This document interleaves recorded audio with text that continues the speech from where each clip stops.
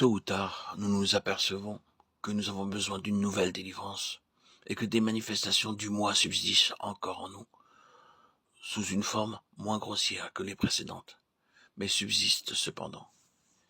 Bien que nous communions avec Christ en sa mort et que nous soyons effectivement délivrés des péchés qui manifestent la vie du moi, le moi est là lorsque nous servons le Maître et que nous en ressentons une certaine satisfaction orgueilleuse.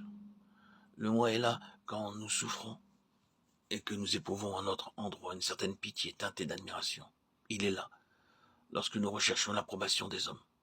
Il se dissimule même aux heures de difficulté et d'épreuve, alors que nous nous jugeons et nous condamnons.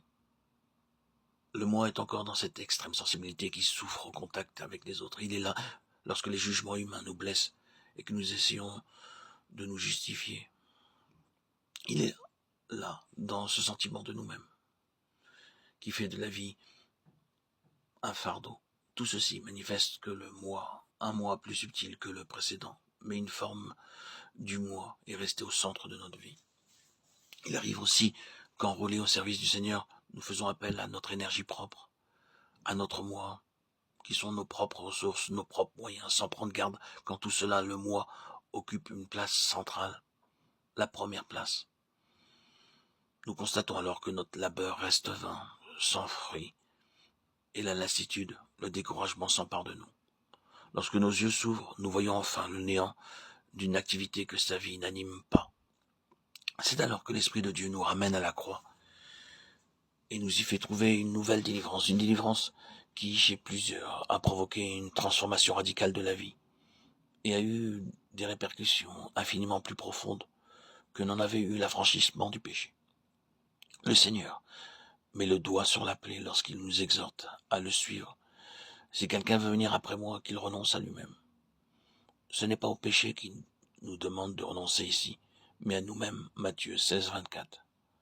Le Seigneur connaît le cœur humain, il connaît cette forteresse où le moi se retranche, et avec sûreté, sa parole atteint immédiatement jusqu'aux profondeurs de l'être. Le moi, renoncer à soi-même, c'est à ce prix que le Seigneur peut venir demeurer en nous et amener toutes choses sous son empire. Fréquemment dans les Écritures, nous sommes mis en présence de manifestations du moi.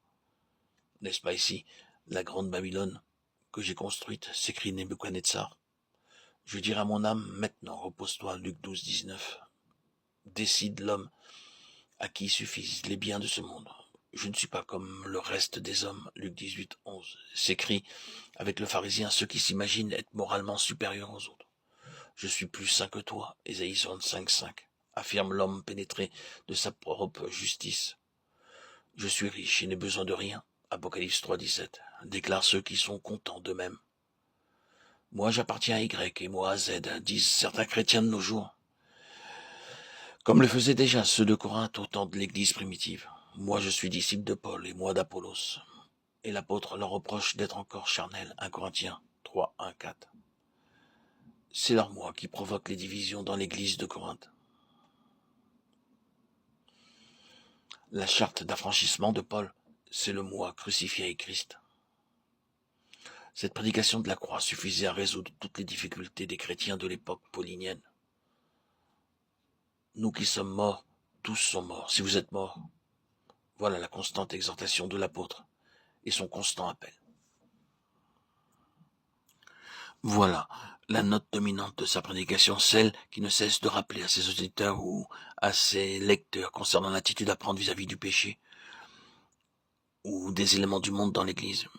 Et ceux à qui il s'adressait savaient qu'il vivait ce qu'il prêchait. S'il déclarait avoir été crucifié avec Christ, ce n'était pas pour rechercher en même temps les honneurs ou la première place, bien qu'il eût pu le faire comme apôtre, 1 Thessaloniciens 2, 6.